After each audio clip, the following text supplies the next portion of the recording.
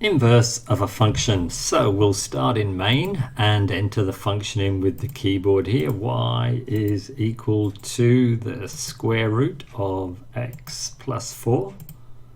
And then I'm going to tap outside of the square root template with a go right arrow and add 1 to the end of it. So we've translated the function 4 left and 1 up. When I tap execute, then there it is. Now, the quickest way to find the inverse is simply tap on solve and execute.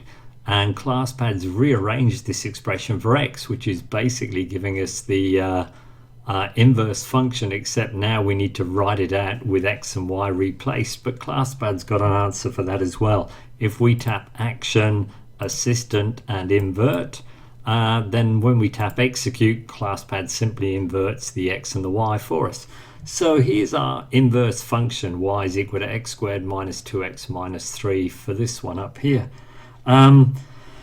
It's often asking ClassPad to simplify any result it gets. This one is pretty okay, but let's tap on simp up here and see what happens. And there it is, it's actually factorized that expression for us as well.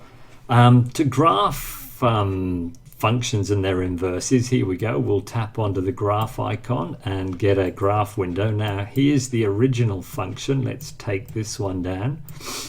Now rather than take, obviously up here we've calculated that this is the inverse function, but in the graph window under analysis sketch there is the inverse function tool, and if we choose that one you can see it's drawn the inverse. Let me just zoom out. I tap minus and there it is. You can see the line of reflection, y is equal to x there.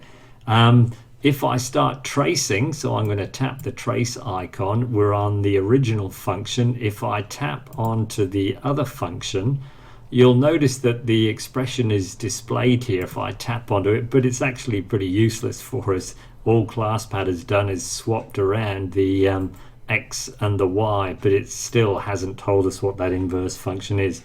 Also, when we try to do anything with the inverse, such as find the point of intersection, you'll notice it's not available. So the best thing is actually to always calculate the inverse yourself up in this window and drag it down.